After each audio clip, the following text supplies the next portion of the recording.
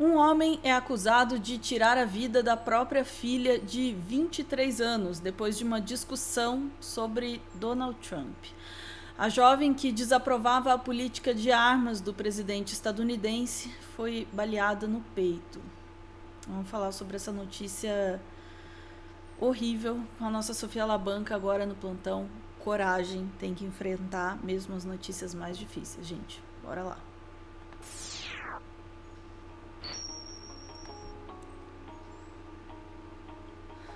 Sofia, mais uma tragédia, né? Que eu já vou adiantar meu comentário, é filhote direto de uma cultura armamentista horrenda. Exatamente. Vamos lá. Exatamente, Ana. É um assassinato que aconteceu, na verdade, faz pouco mais de um ano, mas que agora a gente tá vendo ele virar notícia porque está acontecendo aí depoimentos por parte do namorado, da vítima e tal, e isso tá trazendo à tona um caso. Foi o assassinato da jovem britânica Lucy Harrison, que estava visitando o pai dela, que é estadunidense, o Chris Harrison, no Texas, no dia 10 de janeiro de 2025. Durante a discussão deles, era uma discussão política, né? O pai dela, um forte defensor do Donald Trump. A certa altura, a moça pega e levanta a questão dos possíveis casos de pedofilia envolvendo o Trump, né? Inclusive, agora a gente tá falando disso mais do que nunca, né? Na época já se falava, agora a gente fala disso mais do que nunca por causa dos arquivos Epstein. E a certa altura, na discussão, Ana, ela fala, e se eu tivesse sido abusada sexualmente como as meninas aí do Trump, né? E daí aí que a coisa começou a esquentar na discussão, né? Então a gente vai aqui para o G1 republicando aqui notícia da BBC News Brasil. A trágica história da jovem morta pelo próprio pai horas após discussão sobre Trump. Então a gente tem aqui, ó, de acordo com Littler é o namorado, né, da moça que foi assassinada. Na manhã do dia 10 de janeiro, sua namorada perguntou ao pai como você se sentiria se eu fosse a garota naquela situação e tivesse sido abusada sexualmente, se referindo a acusações de abuso sexual contra Trump. Chris Harrison teria dito que tinha outras duas filhas que moravam com ele e que isso não o afetaria tanto, o que deixou Lucy bastante abalada, fazendo com que ela corresse para o quarto. É nesse nível que ficou a discussão. Daí, tudo de acordo com o namorado, que prestou depoimento recentemente, o pai chamou ela para o quarto, né, em que ele estava, e lá começou uma outra discussão aí sobre armas. E daí aí que a coisa fica feia, porque ele teria pego uma arma para mostrar para ela. Então a gente vai aqui, volta lá para a reportagem, né? Em uma declaração enviada ao tribunal, Harrison afirmou que ele e a filha assistiam uma reportagem sobre violência armada quando contou a ela que possuía uma arma e perguntou se ela gostaria de vê-la. Segundo ele, daí isso é a fala do pai, né? Os dois foram até o quarto para que pudesse mostrar uma pistola semiautomática Glock calibre 9mm que estava na mesa de cabeceira. Harrison afirmou ter comprado a arma alguns anos atrás porque queria dar uma sensação de segurança maior para sua família. Ele negou que tenha discutido sobre o assunto com a filha antes. Em seu depoimento, ele disse: ao pegar a arma para mostrar para ela, eu de repente ouvi um barulho alto. Não entendi o que tinha acontecido. Lucy caiu no chão na mesma hora. Então ele disse que o disparo foi acidental. De qualquer forma, ele próprio admite que ele estava com a arma na mão quando ela disparou e que o disparo atingiu a filha. A filha caiu no chão, depois foi mais tarde constatado que ela faleceu já no local com um tiro no peito. Depois de tudo isso, Ana, também existe aí uma discussão sobre que já está acontecendo nos tribunais sobre a questão do uso de álcool, que o Littler afirma que o pai estaria bêbado e o pai ele tem um histórico de alcoolismo. Então, também é uma outra situação aí que pode agravar tudo isso. Enfim, a essa altura, Ana, daí saindo do factual e já indo aqui pro comentário opinativo, se esse tiro foi acidental ou não, eu acho que não é muito relevante nesse caso, sinceramente. Mesmo que o tiro tenha sido acidental, ainda é responsabilidade do pai. É responsabilidade dele. A questão aí entra. Eu não sei como é que é a lei dos Estados Unidos, no Texas, nesse sentido, mas aqui no Brasil seria se foi um homicídio culposo ou doloso. Mas de qualquer forma foi um homicídio.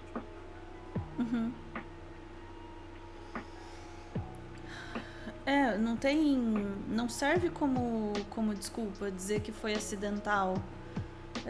Porque é exatamente isso, Sofia. A arma teria que estar carregada e engatilhada e ele teria que estar manuseando incorretamente, apontando para ela.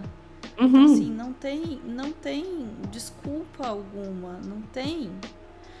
Eu já iria mais longe dizendo que não tem desculpa alguma para ter uma arma em casa, né? E aí, vai cair naquela coisa, mas e se tiver um bandido? E se?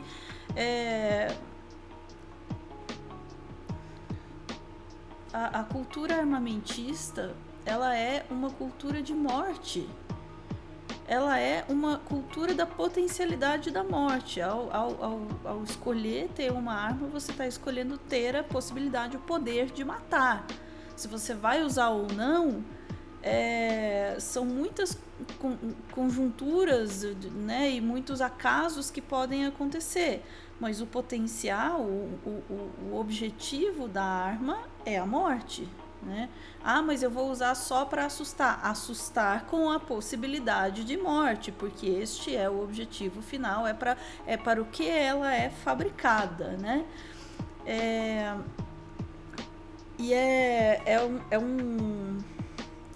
É uma realidade terrível que a violência na política tenha se tornado tão comum. A violência tenha se tornado ela não é um tópico na política, ela é em si um objeto da política. Não sei se dá para entender essa diferença, mas ela é a prática, ela é um sustentáculo todo de uma linguagem política específica, ao ponto de gerar uma identificação das pessoas no nível pessoal. Elas se identificam com uma retórica de violência e elas se sentem pessoalmente atacadas quando essa retórica de violência é questionada, que é este caso, né, da filha criticar o Trump ou criticar as políticas né, que o pai apoia, e isso para ele ser inadmissível, né? E ao ponto de cegá-lo até mesmo, né, para dar uma resposta dessa para a filha, né, de que se ela fosse violentada, estaria tudo bem porque ele tem mais duas ali, né? É uma desumanização. Um processo de desumanização que é resultado direto de uma política, de novo, de desumanização, de ódio, de morte, que é baseada na retirada de qualquer tipo de empatia do sujeito, no incentivo radical à individualidade e na provocação, acima de tudo, do ódio que é um instrumento de manipulação, né? Dos ódios e medos que caminham sempre juntos, que são um instrumento de manipulação dessas pessoas e, de novo, por gente que usa os ódios e os medos do seu gado, né, como a gente se acostumou a chamar aqui no Brasil, para conseguir poder, para se manter no poder. Claro, porque essas pessoas que estão no poder não são as que vão ser afetadas diretamente por essa violência. Essa violência que eles usam como instrumento de política, como sustentáculo de política, ela vai afetar as pessoas nas suas casas, como é o caso dessa moça. Vai afetar na vida cotidiana, vai afetar as pessoas na rua. Quando a gente fala milhões e milhões e milhões de vezes que discurso de violência gera violência, é disso que a gente está falando.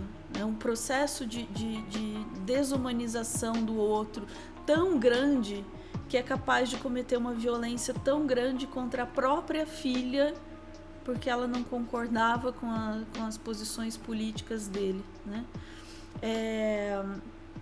Espero também que isso seja um alerta para quem mesmo de campos progressistas, e eu sei que tem muito também, e aí você... Bom, a gente se permite ser subjetivo e parcial nesse sentido, né? Que sirva de alerta também para quem em algum momento imagina que uma arma lhe possa proteger. De novo, a presença da arma em casa não protege ninguém. Um caso ou outro de alguém que consiga defender a família com uma arma é um ponto completamente fora da curva. Em geral, né, o número de acidentes, de aumento de violência é muito maior. Não é assim que se resolve a violência, não, trazendo mais violência para dentro de casa, sabe? Para mim é um negócio assim inadmissível. Que tragédia horrenda. A gente tá sabendo só disso só agora, né? Deste caso, né? Mas quantos outros a gente não tem aí todos os dias, né? Quantos outros? Tem eu não vou lembrar agora de quem que é o artigo. Tinha um artigo muito bom. Eu acho que é da Lúcia Santaella, mas posso estar errado. Falando justamente sobre isso, como o sujeito com a arma, ele se torna uma outra coisa.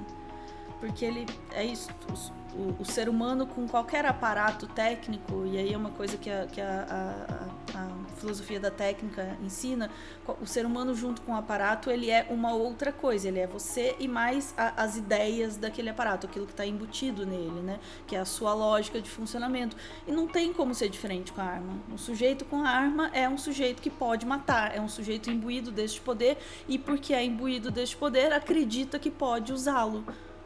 Né? Por que a pessoa vai ter uma arma se não é para atirar? Né? Enfim. Ficamos por aqui, Sofia? Ficamos por aqui, Ana.